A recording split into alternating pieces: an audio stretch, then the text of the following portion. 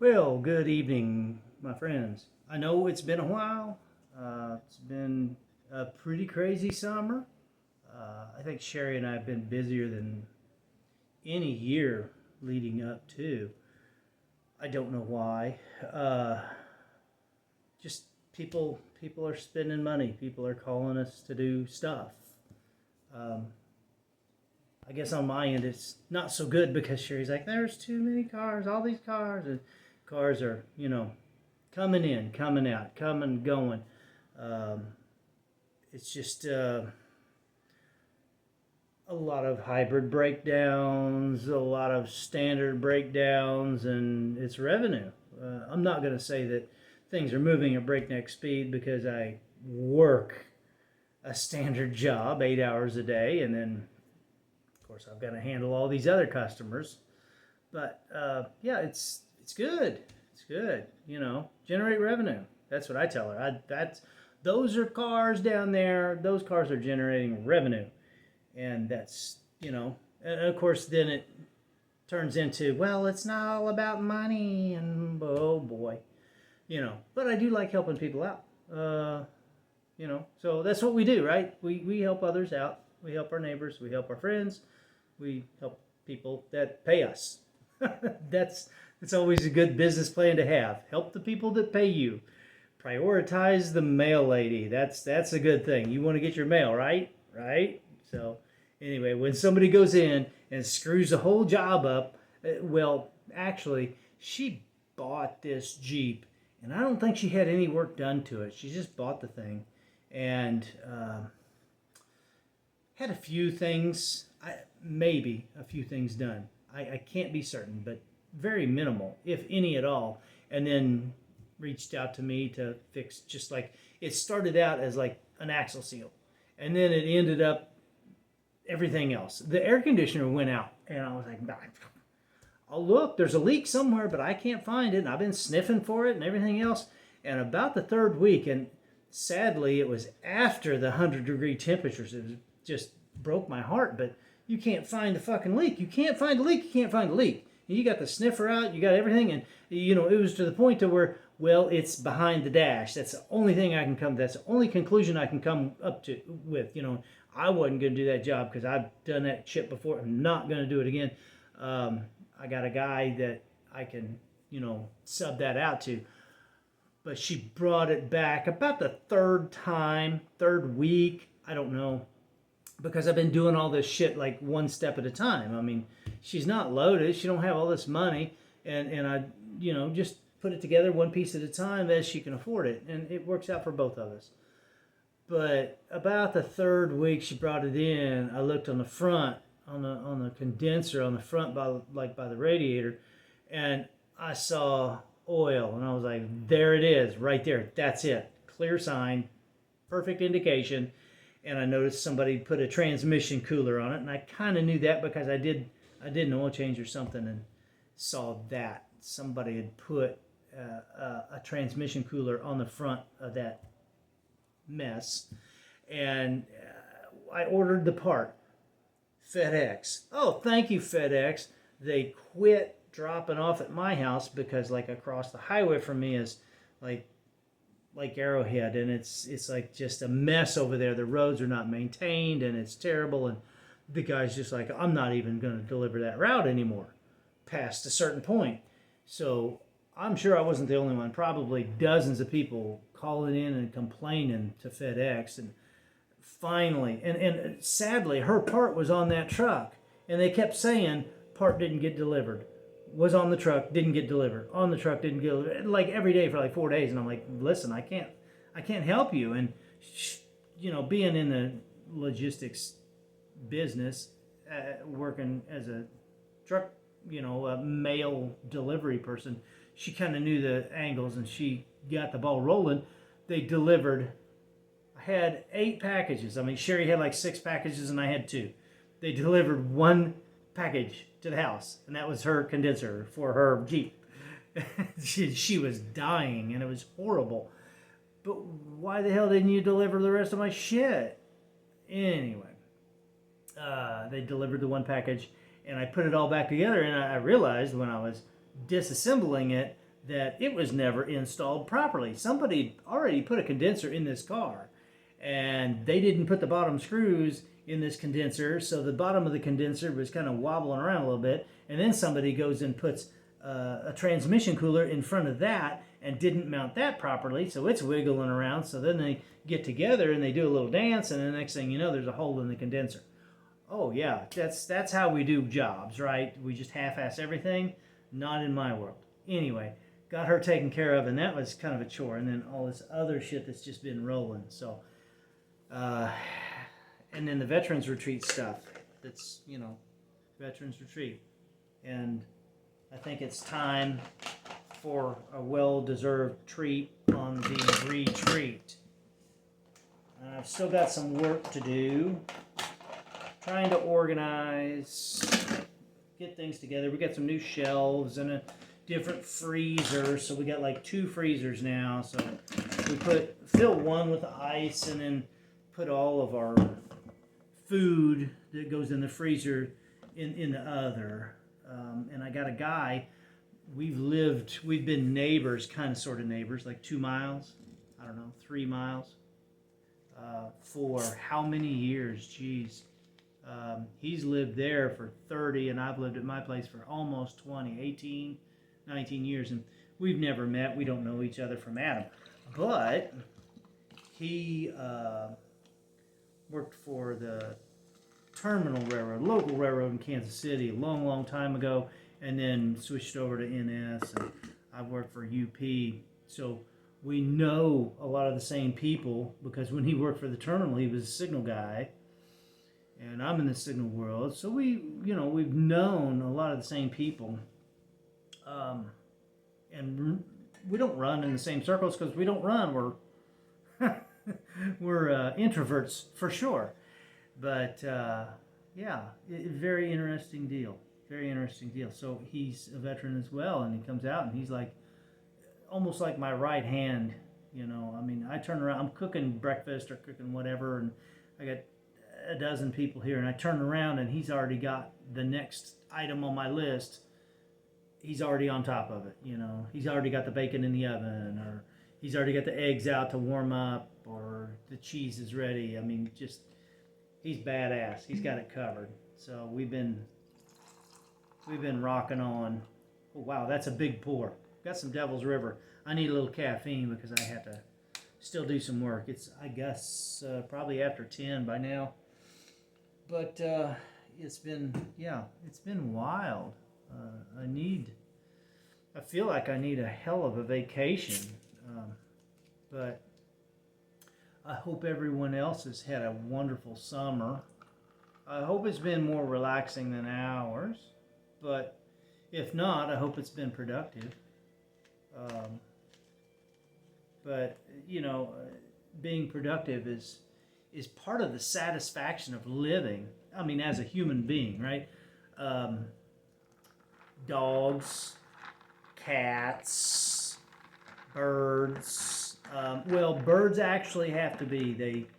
They have some kind of crazy thing, depending on what bird you're talking about. But nest building, they have this drive.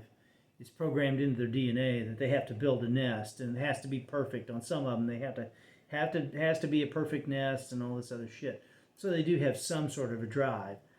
Whether they have any satisfaction in that, I have no idea, unless they learn English at some point. But we as human beings have a need for accomplishment, a sense of accomplishment.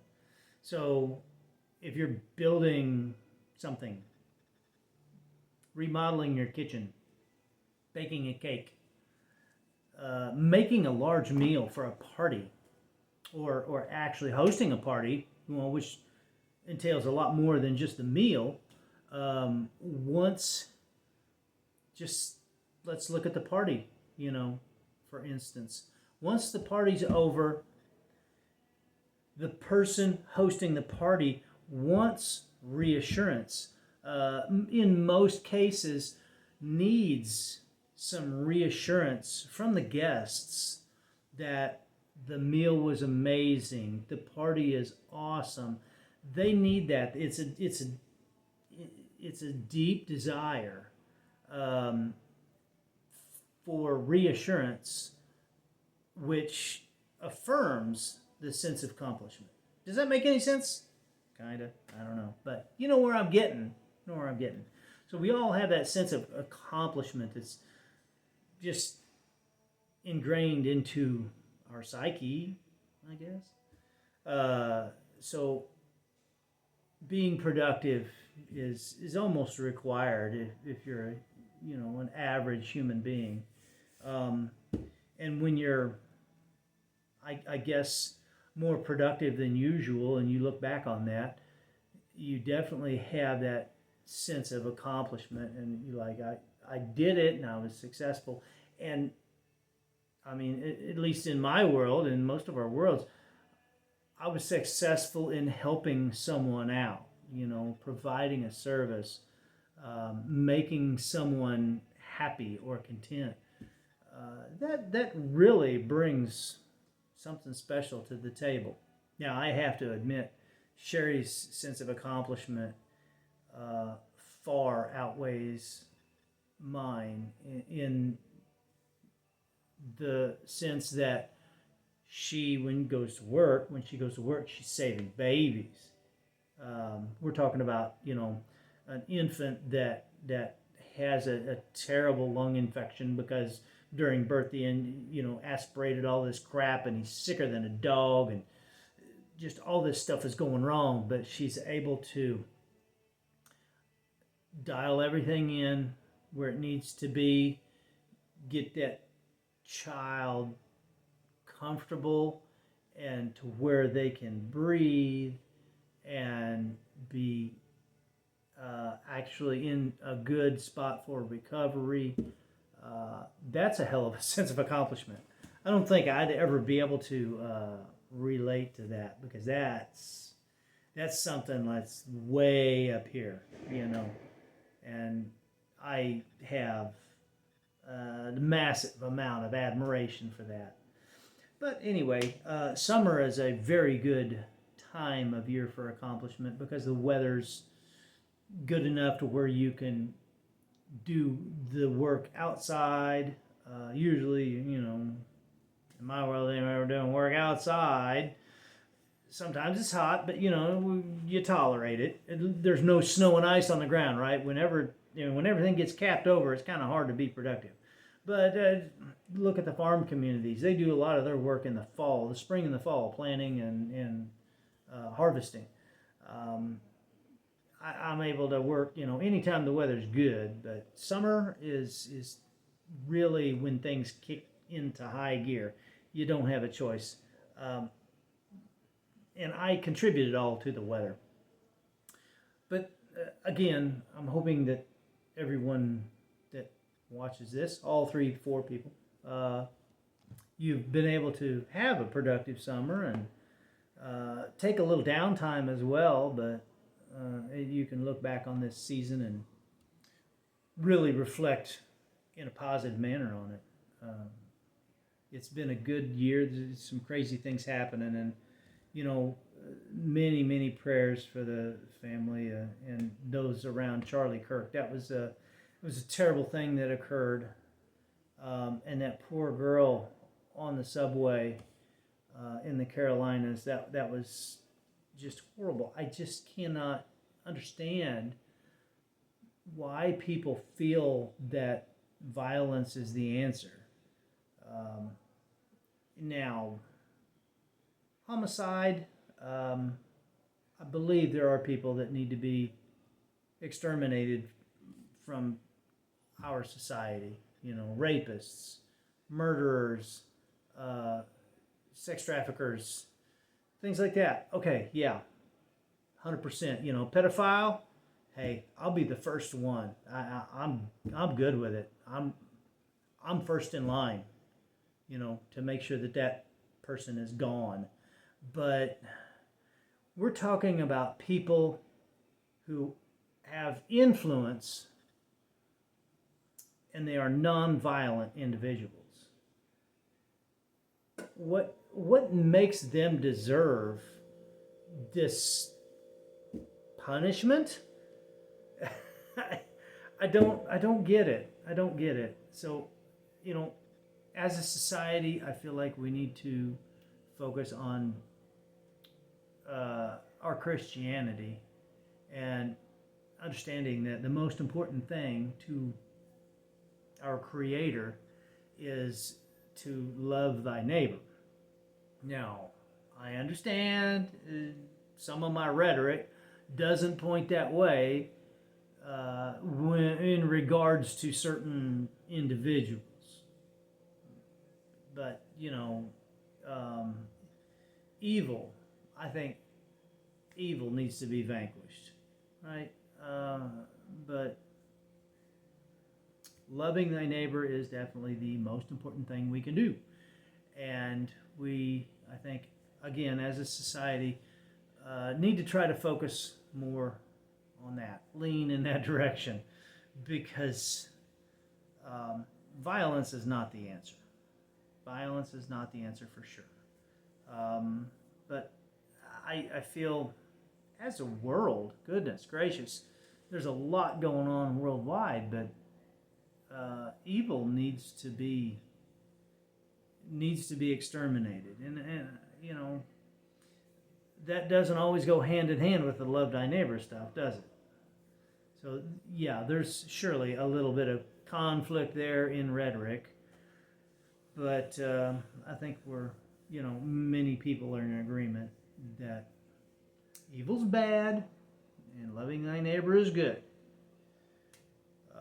There's really there's not a good way to really pinpoint that and focus in on that, because the extermination of evil just seems to counter the previous statement, So I don't know, but again, I'll be the first in line to exterminate the evil. I'm all about it, but doing harm to innocent people is really just horrible. It's absolutely horrible.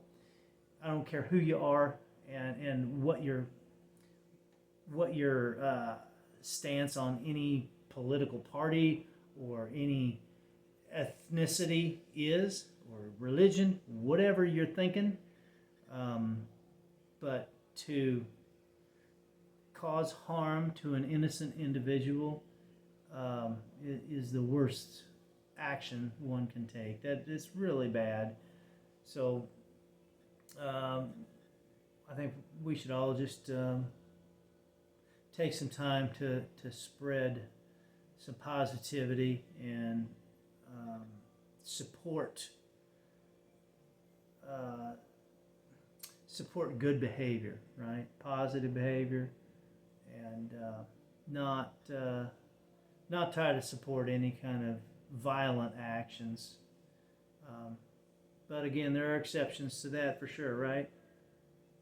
I don't know how else to word it. I don't know, but I hope you are able to find some sort of message in that jarbled mess that I just spewed out. And I wish you the very, very best, truly. Unless you're a pedophile or a rapist or something, then hopefully get your phone number and come pay you a visit. Yeah. Not the best wishes for those kind of people, but the best wishes for all others. And have a wonderful fall. Hope to talk to you soon, and hopefully things have calmed down a little bit, because I am running myself ragged, burning the candle at both ends. Please try to avoid doing that, and please do your best to have a wonderful, wonderful season. Finish up the summer on a positive note, and help out your neighbor. Do something for somebody. And God bless. Have a wonderful, wonderful evening.